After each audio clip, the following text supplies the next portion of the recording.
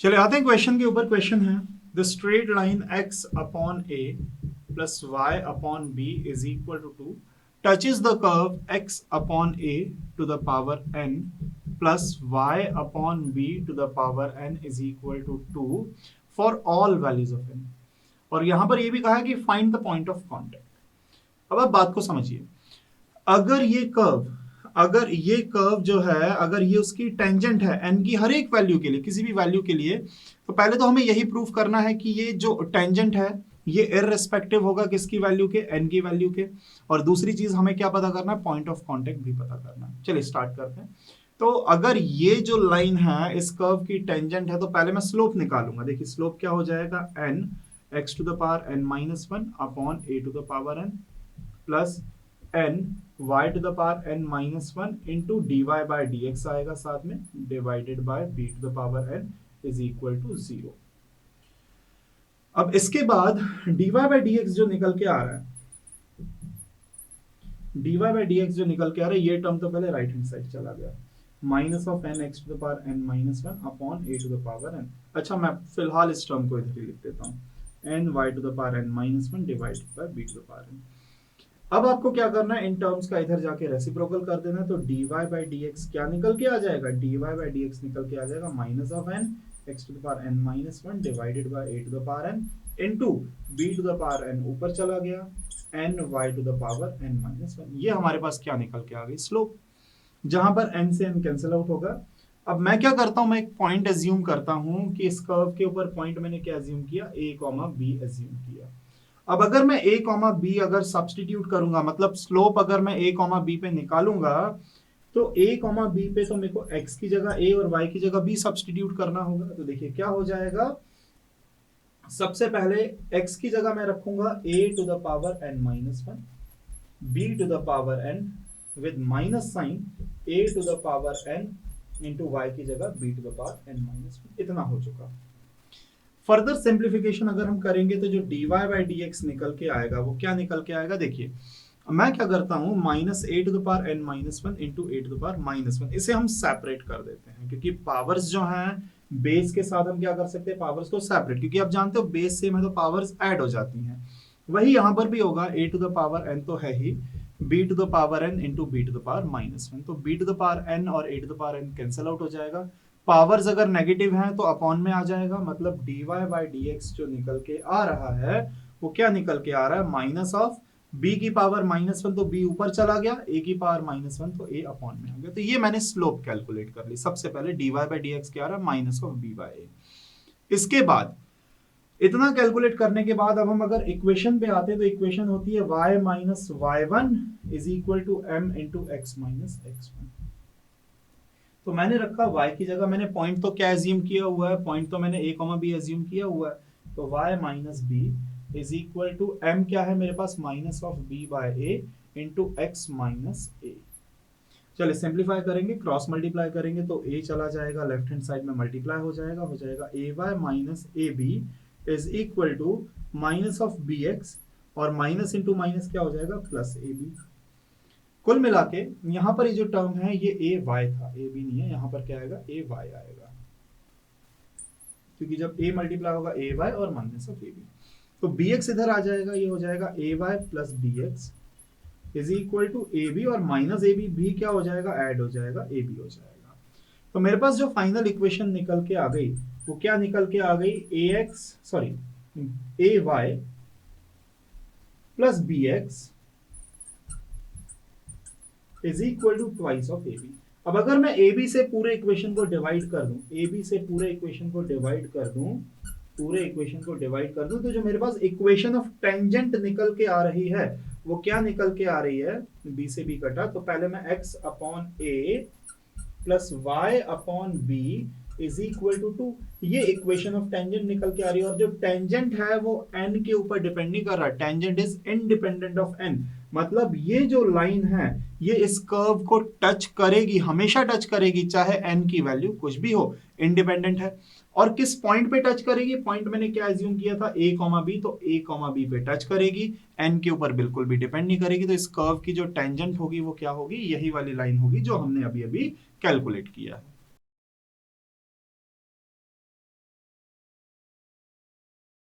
Question है find the angle of intersection of the following curves.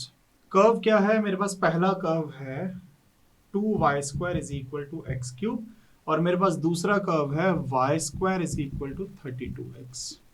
दो curve हैं। आपसे कहा गया है कि आपको इनका एंगल ऑफ इंटरसेक्शन कैलकुलेट करना है। तो एंगल ऑफ इंटरसेक्शन बेसिकली होता क्या है, देखिए आप समझिए। सपोज ये कार्टेशियन प्लेन मैंने बनाया, एक कर्व मेरा ये हो गया और एक कर्व मेरा ये हो गया, ये पॉइंट ऑफ इंटरसेक्शन है। इस पॉइंट पे अगर मैं टेंजेंट ड्रॉ करूं तो ये पहले वाले कर्व का टेंजेंट हो गया और ये दूसरे वाले कर्व का टेंजेंट हो गया। जो एंगल होगा इनके टेंजेंट्स के बीच में किसी भी पर्टिकुलर पॉइंट ऑफ इंटरसेक्शन पे, दोनों कर्व जिस पॉइंट पे इंटरसेक्ट कर रहे हैं, अगर मैं वहां पे दोनों टेंजेंट ड्रॉ करूं तो जो इनके टेंजेंट के बीच का एंगल होगा वही कर्व्स का एंगल ऑफ इंटरसेक्शन होता है। कर्व्स का एंगल ऑफ इंटरसेक्शन क्या होगा कि जो इन दोनों के टेंजेंट के बीच का एंगल होगा। अब अगर आपको दो लाइंस हैं जिनकी स्लोप पता है, एक लाइन की स्लोप m1 है, एक लाइन की स्लोप अगर m2 है, तो इनका एंगल ऑफ इंटरसेक्शन अगर आप इन दोनों के बीच का एंगल निकालेंगे तो क्या हो जाएगा, tan theta is equal to m1 minus m2 upon 1 plus m1 into m2। ये हमारा क्या हो जाता है, एंगल ऑफ इंटरसेक्शन थीटा हो जाता है। m1 minus m2 upon 1 plus क्या हो जाएगा, m1 m2 हो जाएगा। तो इस तरीके से अगर मेरे को दोनों की स्लोप पता है तो मैं थीटा निकाल सकता हूं। अगर आप चाहें तो आप ये भी लिख सकते हैं कि theta is equal to tan inverse m1 minus m2 upon 1 plus m1 m2। ये एंगल ऑफ इंटरसेक्शन निकालने के लिए तो सबसे पहले हमें इनके पॉइंट ऑफ इंटरसेक्शन पता करने पड़ेंगे। पॉइंट ऑफ इंटरसेक्शन निकालने के बाद हमें उन पर्टिकुलर पॉइंट पे इनकी स्लोप निकालनी पड़ेगी, और जब स्लोप आ जाएगी तो स्लोप जब मैं पुट करूंगा यहां पर तो मेरे पास एंगल निकल के आएगा। चलिए स्टार्ट करते हैं। सबसे पहले पॉइंट ऑफ इंटरसेक्शन की बात करते हैं। पॉइंट ऑफ इंटरसेक्शन निकालने के लिए कर्व को सिंप्लीफाई करना पड़ेगा, तो मैं y² की जगह यहां पर 32 पुट करूंगा। तो 2 इंटू y² की जगह 32x is equal to x cube, cancel out हो जाएगा। तो मेरे पास ये हो गया। अगर मैं कैंसल आउट नहीं भी करूंगा तो भी मेरे पास वैल्यूज निकल के आएंगी। चलिए कैंसल आउट नहीं करते क्योंकि कैंसल आउट करने पे एक वैल्यू एलिमिनेट हो जाती है, तो मैं कैंसल आउट नहीं करूंगा। मैं सीधा सीधा क्या लिखूंगा, twice of 32 into x is equal to x cube, ऐसा ही रहने देते हैं। तो इक्वेशन बन चुकी है x cube minus 64x is equal to 0। अगर मैं कॉमन लूं तो मैं x कॉमन ले लूंगा, मेरे पास बचेगा x square minus 64 is equal to 0। x into x plus 8 into x minus 8 is equal to 0। तो x sorry x is equal to 0 आएगा, माइनस 8 आएगा और प्लस 8 आएगा। ये तो x की वैल्यूज हैं। x की वैल्यू मैं कहीं पर भी पुट करूं, जैसे यहां पर पुट कर दूं तो मेरे पास क्या निकल के आ जाएगा, y। यहां पर भी पुट करूंगा तो भी y निकल के आएगा, कहीं भी एक जगह कर सकते हैं। चलिए यहां पर अगर मैं पुट करता हूं x की वैल्यूज, देखिए जब मैं 0 रखूंगा x तो y भी 0 हो जाएगा। तो पहला पॉइंट तो मेरा क्या हो गया, 0,0। x इज इक्वल टू 0 तो y is equal to 0। x की जगह जब मैं माइनस 8 रखूंगा तो देखिए क्या होगा, 2y² is equal to minus 8 का क्यूब। तो माइनस 8 का क्यूब तो भाई सीधा सीधा क्या हो जाएगा, 512। तो जब मैं इसे सिंप्लीफाई करूंगा तो मेरे पास y² निकल के आ जाएगा माइनस ऑफ 256। आप जानते हैं किसी नंबर का स्क्वायर तो नेगेटिव होता नहीं है, तो यहां पर y की मेरे पास इमेजिनरी वैल्यूज निकल के आएंगी। आप अगर लिखना भी चाहें तो आप लिख सकते हैं प्लस माइनस 16 आयोटा मेरे पास क्या निकल के आएंगी, y की वैल्यूज। आयोटा क्यों, क्योंकि ये अंडर रूट ऑफ -1 हो जाएगा, तो ये तो इमेजिनरी वैल्यूज है, इसे कंसीडर करने की जरूरत नहीं है। पर जब मैं प्लस 8 पुट करूंगा, जब मैं प्लस 8 पुट करूंगा तो मेरे पास क्या हो जाएगा, twice of y² is equal to 8 का क्यूब 512। तो y² इज इक्वल टू हो गया 256। तो y is equal two plus minus 16। तो अब मेरे पास पॉइंट क्या निकल के आ रहे हैं, जब x इज इक्वल टू 0 था तो y भी 0 था, पॉइंट नंबर 1। इसके बाद जब मैंने x इज इक्वल टू 8 रखा तो एक y 16 भी आ रहा है और 8 रखने पे y माइनस 16 भी आ रहा है। तो मेरे पास क्या निकल के आ गए, 3 पॉइंट्स निकल के आ गए हैं। जबकि -8 रखने पे मेरे पास इमेजिनरी वैल्यूज आ रही हैं, जबकि ये तो रियल प्लेन है, कार्टेशियन प्लेन है, ये इमेजिनरी प्लेन नहीं है, तो मैं यहाँ पर इमेजिनरी वैल्यूज को कंसीडर नहीं करूंगा। तो मेरे पास पॉइंट तो निकल के आ गए। अब इन पॉइंट पे हमें दोनों कर्व की क्या करनी पड़ेगी, स्लोप कैलकुलेट करनी पड़ेगी। तो चलिए पहले वाले कर्व के लिए जब मैं dy/dx निकालूंगा, dy/dx पहले वाले कर्व का, तो देखिए कैसे निकालेंगे। इसका डिफरेंशिएशन क्या हो जाएगा, 4y इंटू dy/dx, जो कि मैंने लिख दिया already, is equal to 3x square तो यहाँ पर dy बाई डी एक्स मेरे पास निकल के आ रहा है सीधा सीधा 3x² अपॉन 4y। ये मेरे पास dy बाई डी एक्स। अब अगर मैंने x is equal to 0 y is equal to 0 रखा, तो ये जो पॉइंट है x is equal to 0 y is equal to 0 रखने पर ये तो क्या हो जाएगा 0 बाय 0 का फॉर्म बन जाएगा। यहां पर हमने क्या किया, वो सीधा सीधा डिफरेंशिएशन किया हुआ, तो पहले वाला कर्व जो है 0,0 रखने पे इनडिटर्मिनेंट फॉर्म बन रहा है। दूसरे कर्व की बात करते हैं, अगर दूसरा मतलब पॉइंट 8,16 की बात करते हैं। जब मैं 8 और 16 यहां पर सब्सटीट्यूट करूंगा तो dy बाई डी एक्स मेरे पास क्या निकल के आ जाएगा एट 8,16, तो ये हो जाएगा 3 इंटू 8² डिवाइडेड बाय 4 इंटू 16, तो ये हो जाएगा 8² और 4 इंटू 16 कैंसिल आउट हो गया, तो ये तो स्लोप क्या निकल के आ रही है 3 निकल के आ रही है। ये सेकंड वाली स्लोप मतलब किस पॉइंट पे 8,16 पे। और जब मैं dy बाई डी एक्स निकालूंगा किस पे, थर्ड पॉइंट पे, dy बाई डी एक्स किस पे 8,-16 पे, तो कुछ नहीं आएगा, वो तो 3 इंटू 8 का स्क्वायर हो जाएगा अपॉन 4 इंटू -16, तो ये क्या निकल के आ जाएगी -3 निकल के आ जाएगी। तो मेरे पास स्लोप्स क्या क्या निकल के आ रही हैं, 8,16 पे आ रहा है +3 और 8,-16 पे क्या आ रहा है -3 निकल के आ रहा है। अब आते हैं दूसरे कर्व के ऊपर, ये तो मैंने फर्स्ट कर्व का डिफरेंशिएशन किया था। सेकंड कर्व की बात करते हैं, उस पर भी स्लोप्स कैलकुलेट करेंगे। तो सेकंड कर्व की अगर मैं बात करूंगा तो इसका डिफरेंशिएशन क्या हो जाएगा, 2y dy by D x is equal to क्या हो जाएगा 32। तो यहां से मेरे पास implies that dy by D X क्या निकल के आ रहा है, dy बाई डी एक्स मेरे पास निकल के आ रहा है 32 अपॉन 2y। अब यहां पर जब मैं 0,0 रखूंगा तो x की जगह 0, y की जगह 0, तो y 0, तो ये तो इंफिनिटी हो गया। अब यहां पर जब मैंने 0 पुट किया था तो यहां पर तो 0 बाय 0 का फॉर्म बन रहा था, मतलब इसका जो टेंजेंट होगा, मतलब इस पॉइंट पे पहले वाले कर्व का जो टेंजेंट होगा, यहां पर टेंजेंट होगा parallel to x axis, parallel to x axis. जबकि यहां पर क्योंकि स्लोप इंफिनिटी है तो इसका कर्व क्या, इसका जो टेंजेंट होगा वो क्या हो जाएगा पैरेलल टू y एक्सिस। अब आप ये जानते हैं कि जैसे छोटा सा अगर मैं ग्राफ बनाऊं कि कोई टेंजेंट अगर x एक्सिस के पैरेलल है और दूसरा टेंजेंट अगर y एक्सिस के पैरेलल है, तो ये किस एंगल पे इंटरसेक्ट करेंगे, ये तो 90 डिग्री पे इंटरसेक्ट करेंगे। तो 0,0 पे जो टेंजेंट है उनके बीच का एंगल तो क्या निकल के आ गया 90 डिग्री, क्योंकि 0,0 पे पहले वाले कर्व की tangent parallel to x axis आ रही है और दूसरे 0,0 पे दूसरे कर्व की tangent parallel to y axis आ रही है। तो 0,0 पे जो कर्व्स का एंगल ऑफ इंटरसेक्शन है, या कहा जाए कि टेंजेंट्स का जो एंगल ऑफ इंटरसेक्शन है वो कितना हो गया 90 डिग्री। 8,16 पे पहले वाले कर्व की तो स्लोप पता है, 8,16 पे दूसरे वाले की निकालनी पड़ेगी। तो dy by D x is equal to 8,16 पे 32 अपॉन 2 इंटू वाई की जगह रखेंगे 16, तो ये तो सीधा सीधा क्या आ रहा है 1। और तीसरा भी निकाल लेते हैं, dy by D x is equal to 32 upon 8,-16, y की जगह -16 रखेंगे तो ये आ जाएगा -1।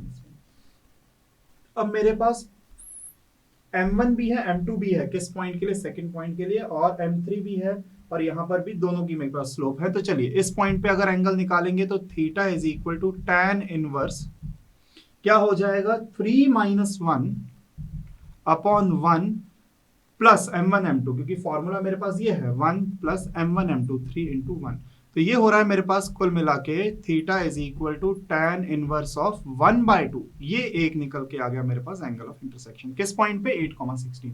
अब मेरे पास फाइनली ये थर्ड पॉइंट बचा है जिसको मैं यहाँ पे कैलकुलेट कर देता हूँ।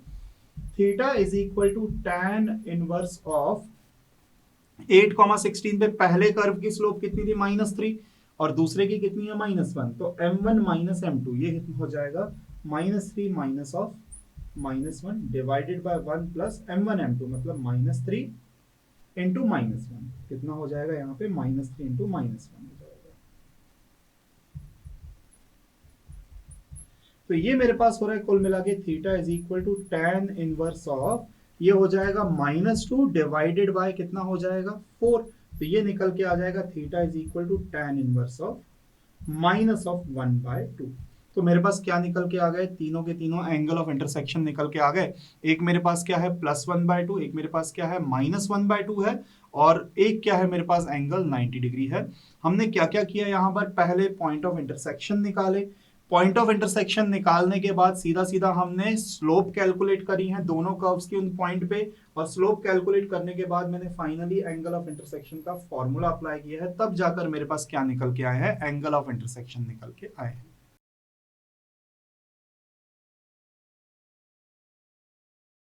चलिए आते हैं क्वेश्चन के ऊपर। क्वेश्चन में गिवन है if the normal to the curve x to the power 2/3 plus y to the power 2/3 is equal to a to the power 2/3 makes an angle of phi with x axis. मतलब जो इसका normal है, suppose ऐसा कोई curve है, ये हमने इसका टेंजेंट बनाया और ये नॉर्मल, जो नॉर्मल है वो x एक्सिस के साथ कितना एंगल बना रहा है, फाई एंगल बना रहा है।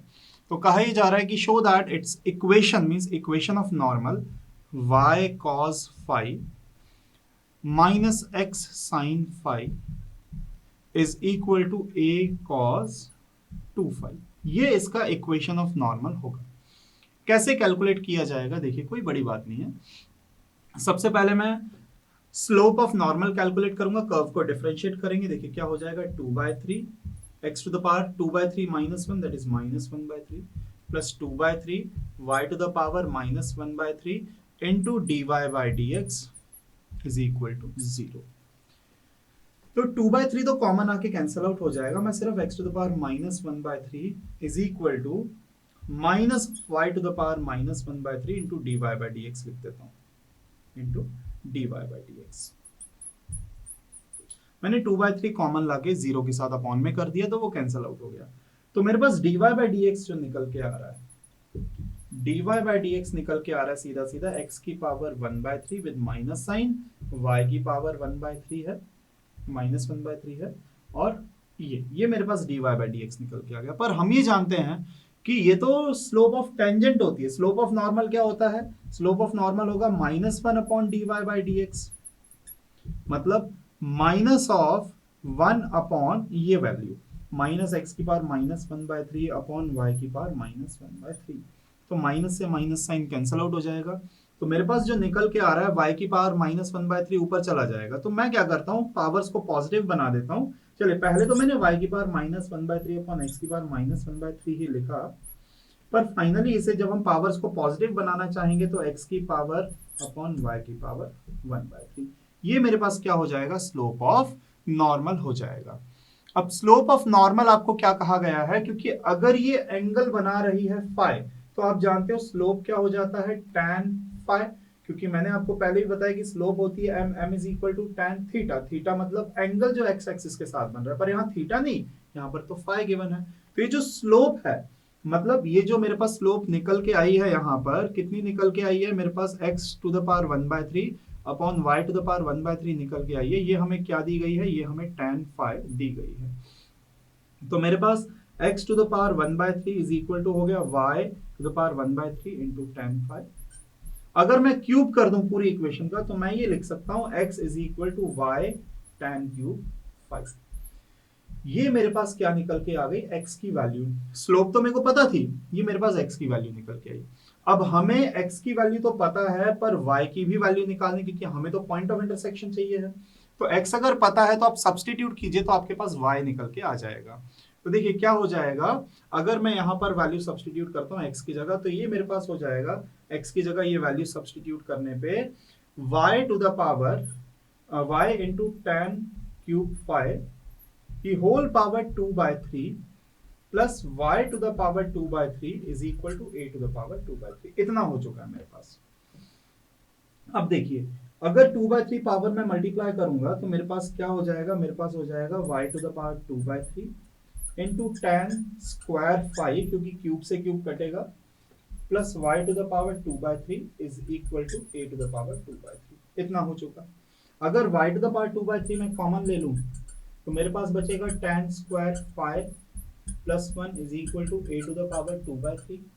tan स्क्वायर फाई प्लस 1 कुछ नहीं, वो सीकेंट स्क्वायर फाई होता है, तो y to the power 2/3 into secant square phi is equal to a to the power 2/3।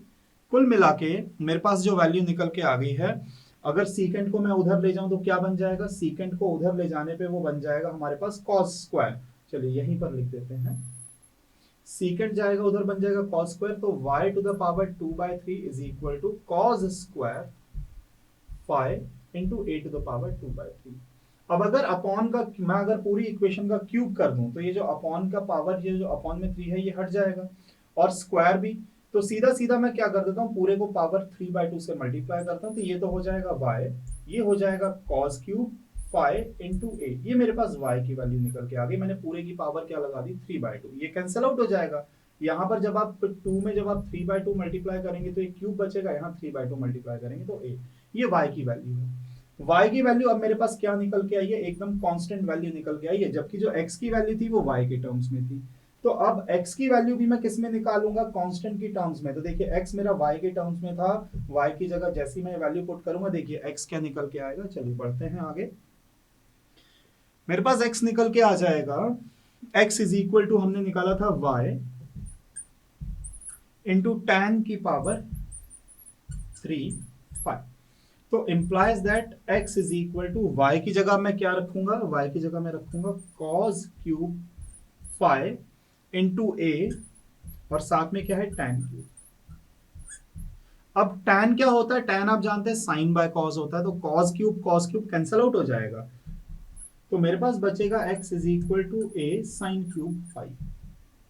क्यों, क्योंकि tan आप जानते हैं कि tan थीटा क्या होता है, या tan क्यूब 5 क्या हो जाएगा, sine cube by cos cube.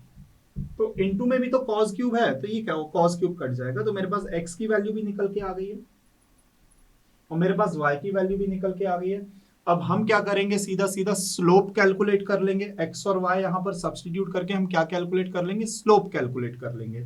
तो चलिए देखिएगा स्लोप क्या निकल के आएगी, m is equal to x upon y, x है a sine cube, upon y कितना है, a cos क्यूब की पावर है 3, सॉरी पावर कितना है हमारे पास, स्लोप जो हमने कैलकुलेट करी है पावर 1/3 है। तो अगर आप लिखना चाहें इस तरीके से कैलकुलेट करना चाहें तो भी ठीक, क्योंकि a से a कटेगा, साइन बाय कॉस हो जाएगा tan क्यूब की पावर 1/3। तो आप ये देखेंगे यहाँ पे 5 है कि सीधा सीधा स्लोप क्या निकल के आ रही है, tan 5, जो हमें ऑलरेडी क्वेश्चन में क्या थी, गिवन थी। हमने पहले देखा था कि जो स्लोप है हमारे पास क्या है, tan 5। तो स्लोप हमारी tan 5 फिर से निकल के आ रही है। पर अगर इक्वेशन की बात करें, इक्वेशन ऑफ नॉर्मल की बात करें, तो वो क्या होगी, y माइनस y1 मतलब a cos क्यूब 5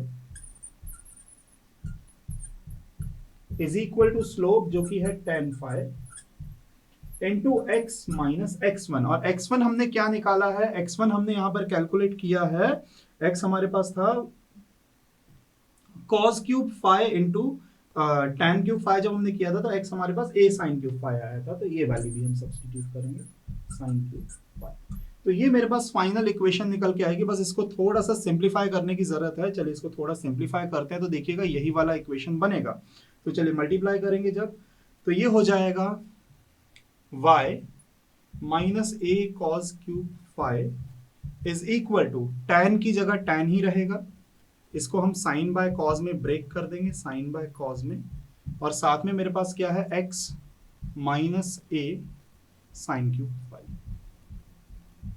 तो कॉस जब आप मल्टीप्लाई करेंगे तो ये हो जाएगा y cos 5 minus a cos की power 4/5 is equal to x sine 5, और साइन इंटू ये हो जाएगा a साइन की पावर 4/5, इतना हो जाएगा। इरेज करना पड़ेगा कहीं कौन सा इरेज कर दूं, या फिर नीचे है जगह तो नीचे लिखते हैं। कितना चाहिए सर, 2 लाइन, हाँ 2 लाइन लगभग, एक मतलब इतने में आ जाएगा, एक लाइन में। हाँ एक लाइन।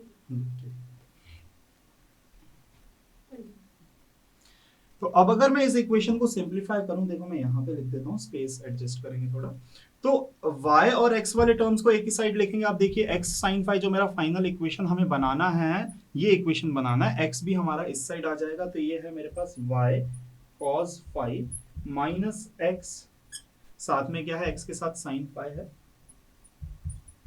इज इक्वल टू क्या हो जाएगा, ये जो cos है इधर आके क्या बनेगा, पॉजिटिव हो जाएगा। तो ये हो जाएगा a cos की पावर 4/5 और माइनस a sin की पावर 4/5। अब मैं सिर्फ राइट हैंड साइड लिखूंगा, लेफ्ट हैंड साइड तो मेरा निकल के आ गया, राइट हैंड साइड हमें बनाना है। तो आप देखिए जब आप a कॉमन लेंगे तो बचेगा कॉस की पावर 4 माइनस साइन की पावर 4, जिसे मैं लिखूंगा cos square five minus sine square five into cos square five plus sine square five.